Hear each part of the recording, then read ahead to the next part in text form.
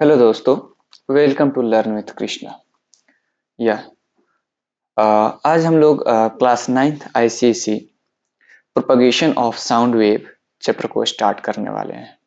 ठीक है, तो सबसे पहले हम पढ़ेंगे कि साउंड होता क्या है। ओके, हमारा जो चैप्टर है वो क्या है।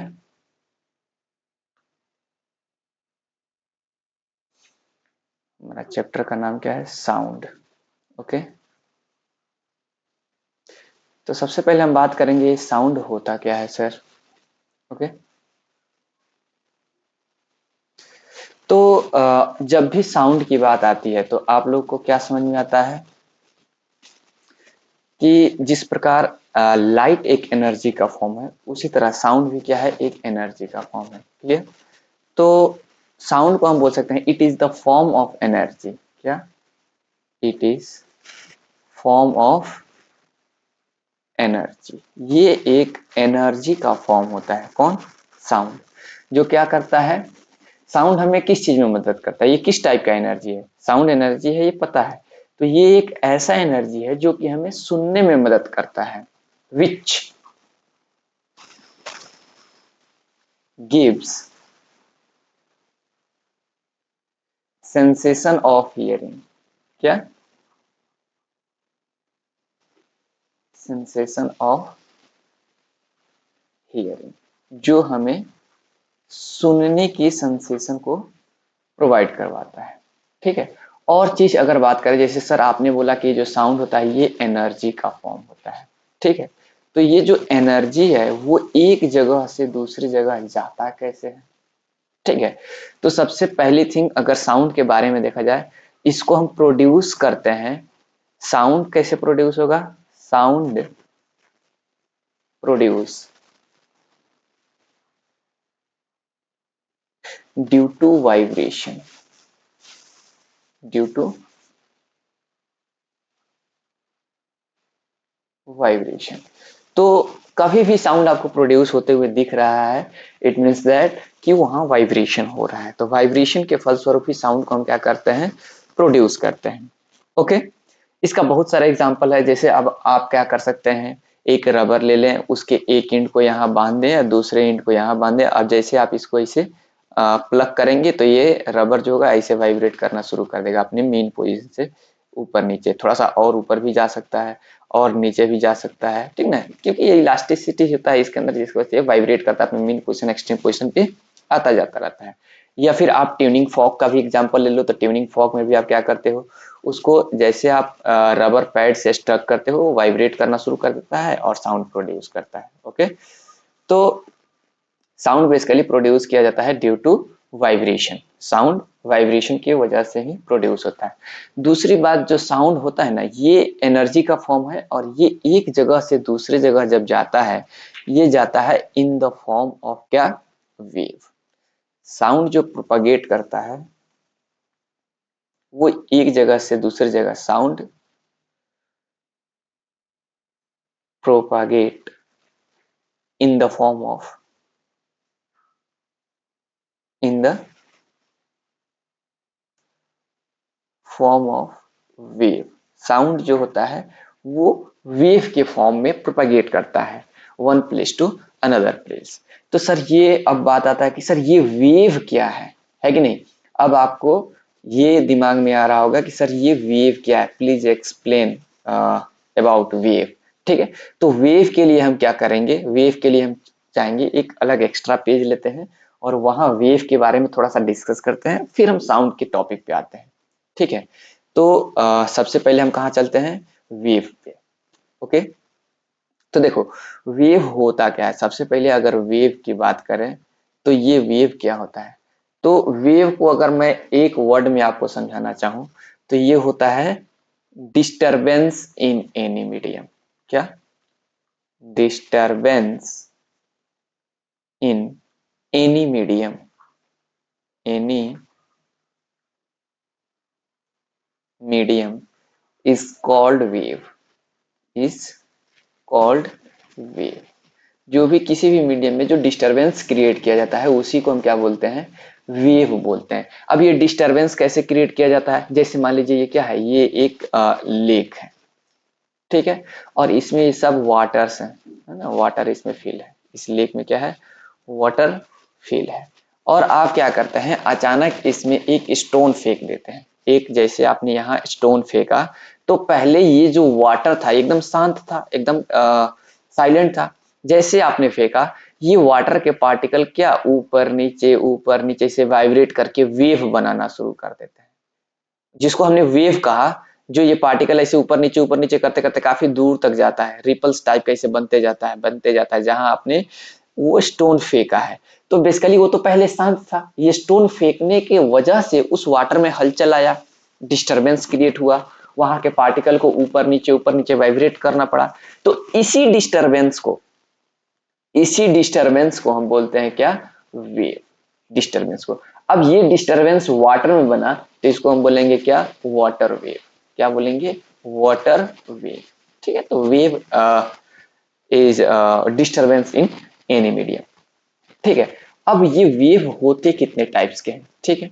देखो वेव, अब जैसे यहाँ ये वेव जा रहा है, तो वाटर वेव हमेशा वाटर में ही बनता है, यानी वेव को प्रोपागेट करने के लिए मीडियम की भी आवश्यकता पड़ सकती है, और मीडियम नहीं रहे फिर भी वेव प्रोपागेट करता है। तो on the basis of medium, क्या, on the basis of medium, basis of requirement of medium, requirement of medium के रिक्वायरमेंट के बेसिस पे हमने वेव को दो पार्ट में क्लासिफाई किया है। कितने पार्ट में क्लासिफाई किया है, दो पार्ट में। एक हमारा हो जाता है कौन सा, एक हम लेते हैं मैकेनिकल वेव। एक जो हमारा वेव होगा वो हो जाएगा क्या, मैकेनिकल वेव। और दूसरा हमारा वेव क्या होगा, वो हो जाएगा नॉन मैकेनिकल वेव। एक हमारा क्या हो जाएगा, मैकेनिकल वेव, मैकेनिकल वेव, और दूसरा हो जाएगा नॉन मैकेनिकल। ठीक है। तो सर ये मैकेनिकल और नॉन मैकेनिकल कहने से क्या मतलब है, तो the wave which required medium for propagation, यानी इसको क्या होता है, medium required, medium mechanical wave के लिए क्या होता है, medium is required for propagation. इसके प्रोपागेशन के लिए मीडियम की रिक्वायरमेंट होती है, जबकि नॉन मैकेनिकल एक ऐसा वेव है, इसको मीडियम नहीं चाहिए, इसको मूव करने के लिए मीडियम की रिक्वायरमेंट नहीं होती है। There is no requirement of medium, no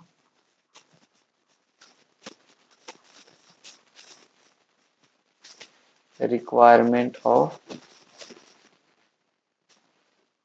medium for propagation. इसके प्रोपागेशन के लिए मीडियम की रिक्वायरमेंट नहीं होती है। तो सर ऐसा कौन सा वेव है जिसके प्रोपागेशन के लिए मीडियम की रिक्वायरमेंट नहीं होती है, और किसके लिए होती है।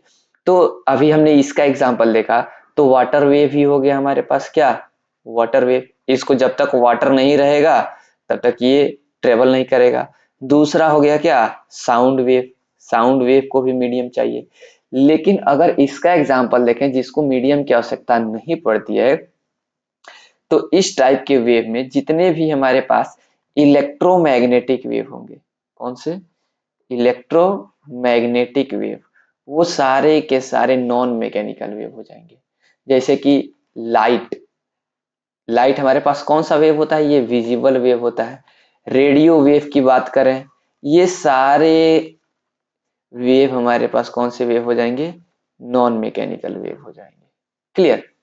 ये तो हमारे पास पहला क्राइटेरिया था जिसके बेसिस पे हमने वेव को क्लासिफाई किया था, क्लासिफिकेशन ऑफ वेव का पहला क्राइटेरिया था। सेकंड पूछता है, एक और इसका क्लासिफिकेशन का हमने क्राइटेरिया बनाया है, जो कि है क्या,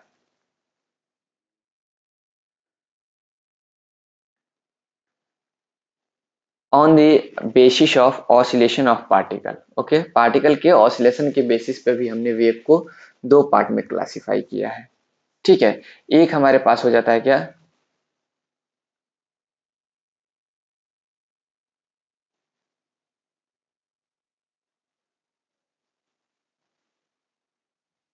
एक मिनट,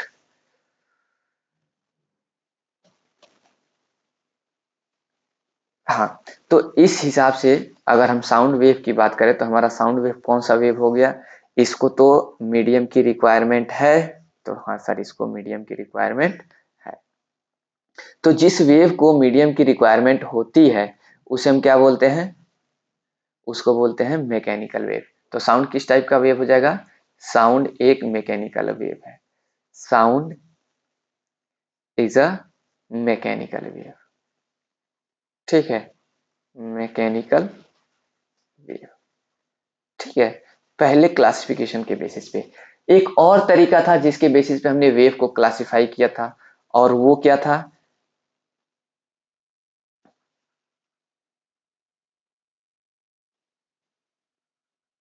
इसको एक मिनट इरेज कर दें।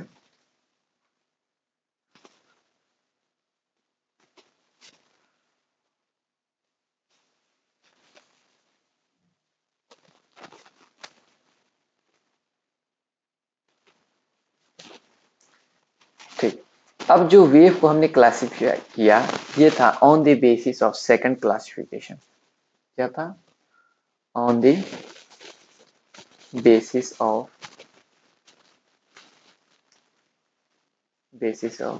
ऑसिलेशन ऑफ पार्टिकल,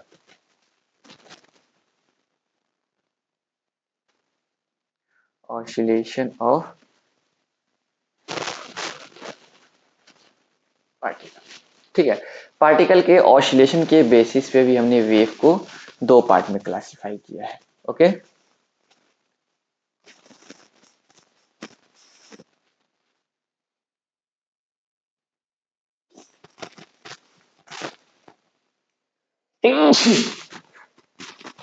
ओके, तो on the basis of oscillation of particle, particle के ऑसिलेशन के बेसिस पे भी हमने वेव को दो पार्ट में बांटा है।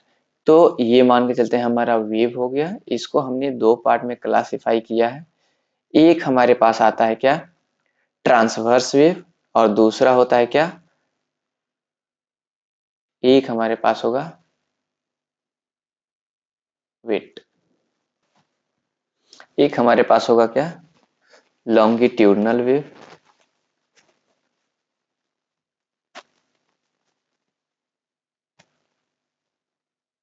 तो एक हमारे पास हो गया लॉन्गिट्यूडनल और सेकंड हो गया क्या, ट्रांसवर्स वेव। तो लॉन्गिट्यूडनल वेव हम उसे कहते हैं जिसमें जो पार्टिकल का ऑसिलेशन होता है ये होता है in the direction of propagation of wave. इसमें जो पार्टिकल होगा वो पार्टिकल ऑसिलेट करेगा, पार्टिकल ऑसिलेट,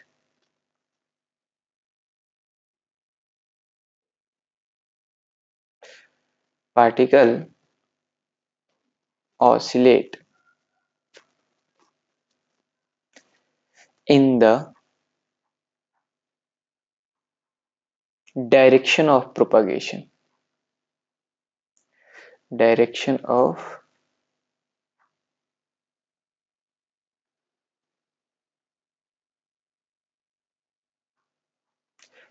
प्रोपगेशन। ओके, तो लॉन्गिट्यूडनल वेव ऐसा वेव होता है जिसमें पार्टिकल ऑसिलेट करता है in the direction of propagation. तो इसमें क्या होगा, पार्टिकल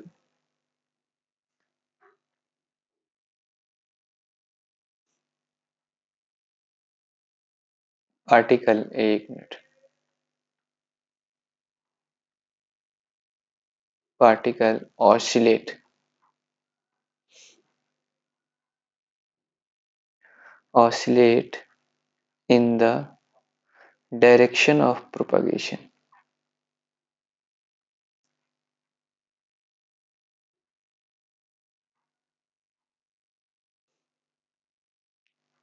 डायरेक्शन ऑफ प्रोपगेशन। जैसे मान लीजिए ये सारे पार्टिकल हैं मीडियम के, ये एक दो तीन, ऐसे बहुत सारे पार्टिकल हैं।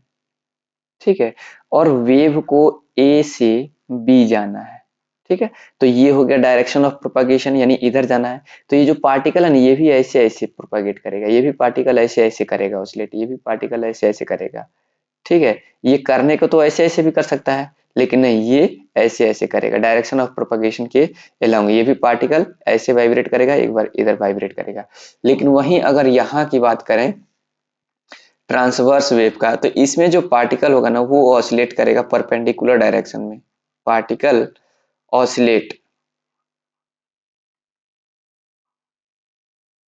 Oscillate perpendicular to direction of propagation, direction of propagation.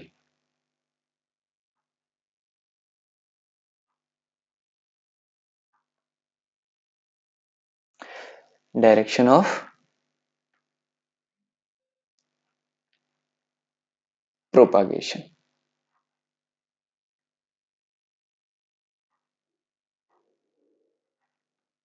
ठीक है। जैसे मान लेते हैं यहाँ हमारे पास बहुत सारे पार्टिकल हो गए, पार्टिकल ए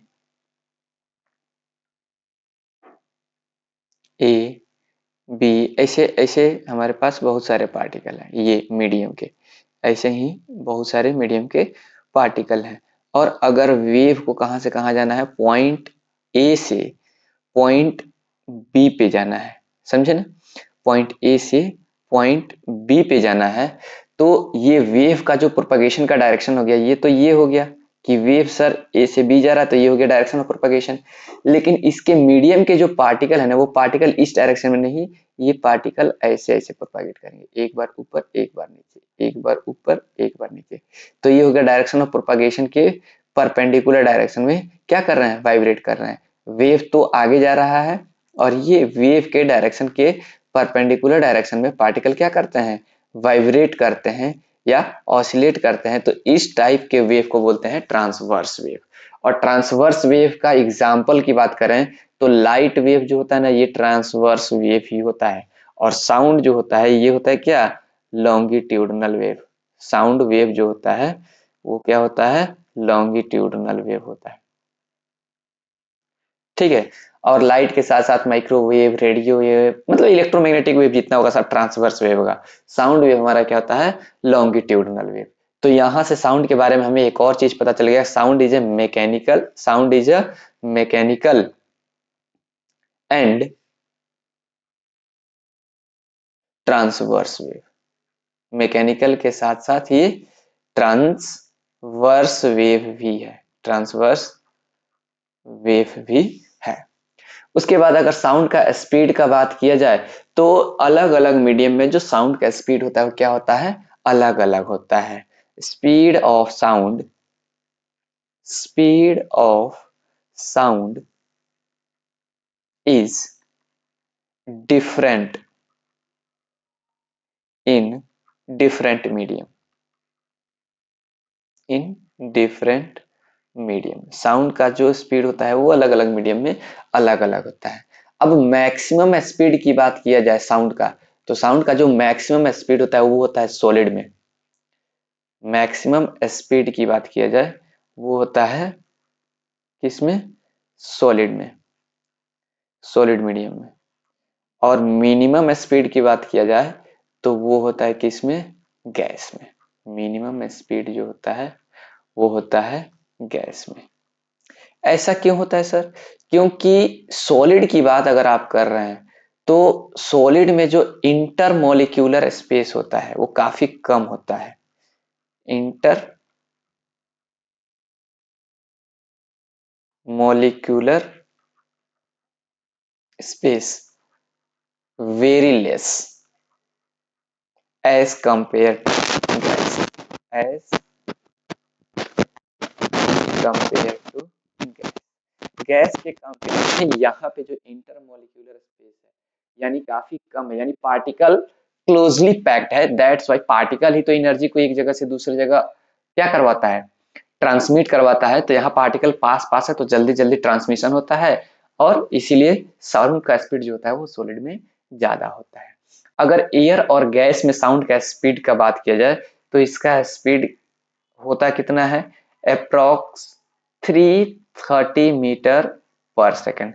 ठीक है, कुछ कुछ बुक में 340 दे के कैलकुलेशन किया है, 340 मीटर पर सेकंड, लेकिन नाइन्थ के बुक में जब ये speed of sound in gas निकाला जाएगा वहां पे 330 मीटर पर सेकंड आएगा। जब एडियाबेटिक और आइसोथर्मल एज्यूम करेंगे, लैपलेस ने इक्वेशन दिया था, ठीक है, तो वहां पे 330 आता, 329.7 समथिंग आता है, तो उसको 330 अप्रोक्स मान लेते हैं।